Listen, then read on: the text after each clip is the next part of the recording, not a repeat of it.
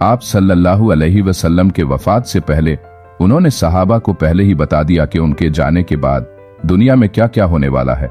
एक दिन हजरत उमर रजी अल्लाहु अन्हा और बहुत सारे सहाबा के साथ आप सल्लल्लाहु अलैहि वसल्लम मस्जिद नबवी में बैठे हुए थे कि अचानक एक रूपदार और हैंडसम आदमी मस्जिद में दाखिल हुए।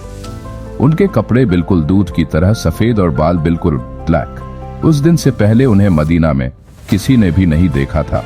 मतलब वो मदीना में रहने वाले नहीं थे। उनके कपड़े और बालों से बिल्कुल भी ऐसा नहीं लग रहा था कि वो कहीं दूर से सफर करके मदीना आए हुए हो। मस्जिद में बैठे सारे सहाबा इस शख्स को गौर से देख रहे थे। वो आदमी सीधा मस्जिद नबवी के अंदर आए और आके रसूलुल्लाह अलैहि वसल्लम के बिल्कुल सामने बैठ गए और कहा, अय मोहम्मद, मुझे इस्लाम के बारे में बताए। इस आदमी के जाने के बाद आप सल्लल्लाहु अलैहि वसल्लम अपने सहाबा से पूछा, क्या तुमने इस शख्स को पहचाना? ये जिब्रील अलैहिस्सलाम है और ये है तुम्हें तुम्हारा दीन सिखाने आए।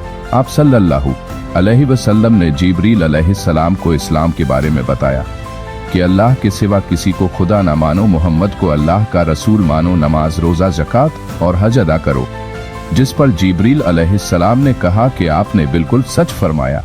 फिर जिब्रील अलैहिस्सलाम ने आपसे ईमान के बारे में पूछा और आप सल्लल्लाहु अलैहि वसल्लम ने फरमाया, अल्लाह को मानना और उसके फरिश्ते यानी एंजल्स को मानना, फिर उसकी किताबों को मानना, उसके पैगंबरों को मानना, आखिरत को और जन्नत और जहन्नुम के अजाब पर यकीन रखना। जिस पर जिब्रील अलैहिस्सलाम ने फिर कहा कि आपने बिल्कुल सच फरमाया। फिर जिब्रील अलैहिस्सलाम ने आपसे एहसान के बारे में पूछा और फिर जिब्रील अलैहिस्सलाम ने क़यामत, डे ऑफ द जजमेंट कब आएगी? जिस पर आप सल्लल्लाहु अलैहि वसल्लम ने फरमाया, जितना आपको पता है सिर्फ उतना ही मुझे भी पता है। मतलब क़यामत के दिन का अल्लाह के सिवा किसी को भी नहीं पता। जिब्रील अलैहिस्सलाम ने ये सुनने के बाद कहा, मुझे उस दिन के बारे में कुछ निशानियां बताए।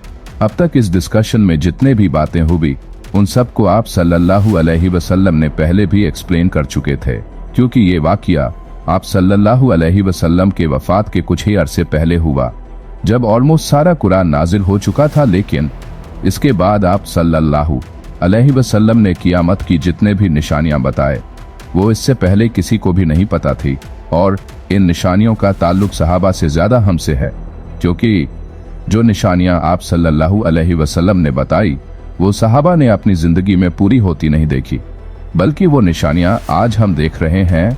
मतलब जिब्रील अलैहिस्सलाम सिर्फ सहाबा को नहीं बल्कि आज के मुसलमानों को भी क़यामत के बहुत से इम्पोर्टेंट निशानियां सीखना चाहते थे।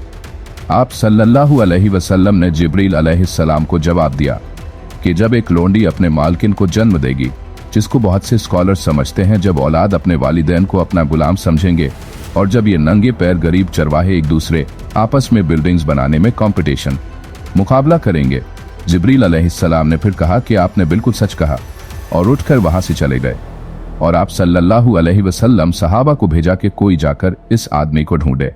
लेकिन उस दिन के बाद यह आदमी किसी को भी नहीं दिखा। अब आप सल्लल्लाहु अलैहि वसल्लम ने नंगे पैर गरीब चरवाहे के बारे में जिक्र किया, जिन्हें उस जमाने में अरब विजुअल्स बदू कहा करते, जो अरब के बाकी कबीलों से हमेशा दूर रहते थे, कभी भी एक जगह पर नहीं रहते बल्कि अपने जानवरों के साथ हमेशा ट्रैवल किया करते रहते। मतलब एक खाना बेदोश नॉर्मेटिक जिंदगी गुजारते थे। ये इसलिए बहुत अजीब बात थी क्योंकि बादू पूरे अरब में बहुत गरीब कबीलों में से होते, सिर्फ उस जमाने में नहीं बल्कि इस हदीस के हजारों साल बाद भी ये बादू अरब सबसे लोअर और पुअर क्लास लोग थे।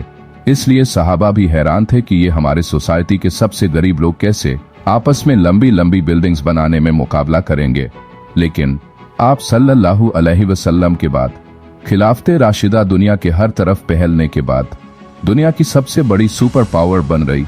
सिर्फ मुसलमानों में नहीं बल्कि ये उस वक्त इंसानों के हिस्ट्री की सबसे बड़ी एम्पायर थी, जो अलेक्जेंडर द ग्रेट और रोमन एम्पायर जूलियस सीजर के एम्पायर से भी बहुत बड़ी थी।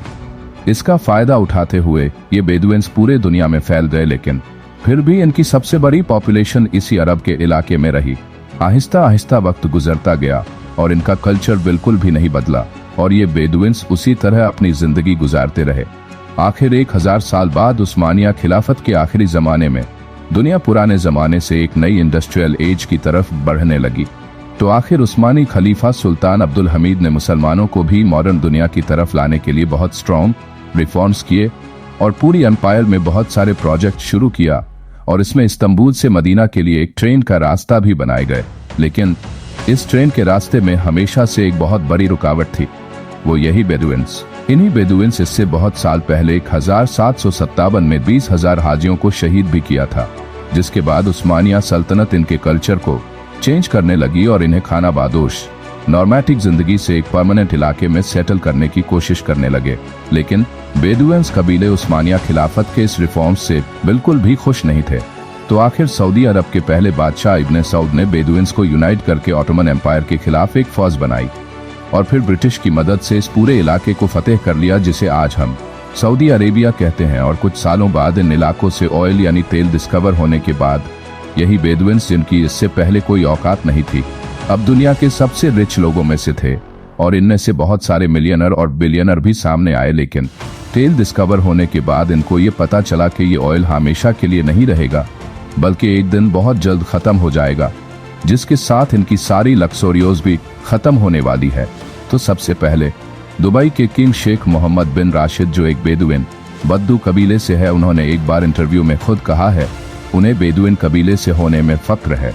उन्होंने दुबई को ऑयल से निकालकर टूरिज्म और बिजनेस की तरफ लाया और बहुत तेजी से कुछ ही सालों में दुबई दुनिया के बेस्ट सिटीज में से एक बन गई।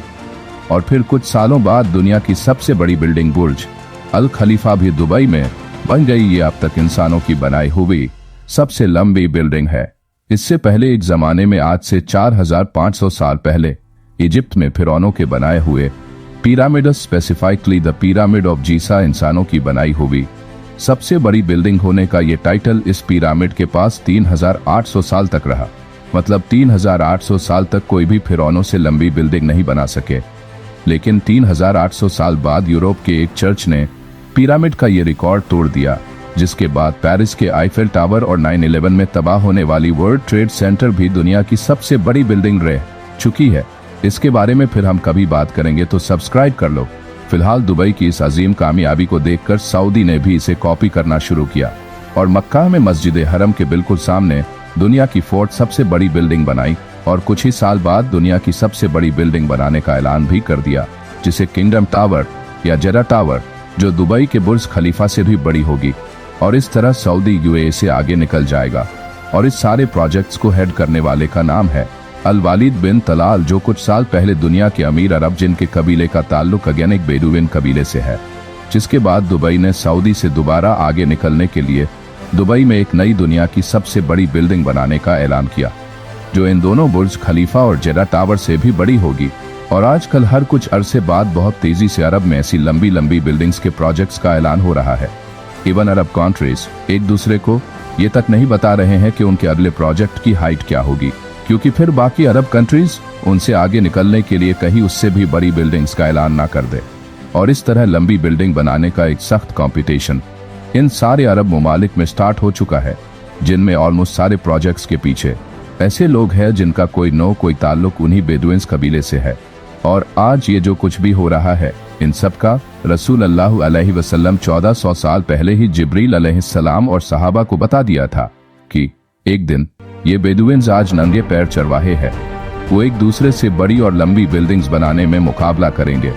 ये कयामत की इतनी इम्पोर्टेंट निशानी है कि जिब्रील अलैहिस्सलाम खुद मुसलमानों को सिखाने आए थे और आज रसूलुल्लाह सल्लल्लाहु अलैहि वसल्लम की बताई हुई इस निशानी को आज हम अपने आंखों के सामने पूरा होते देख रहे हैं। सब्सक्राइब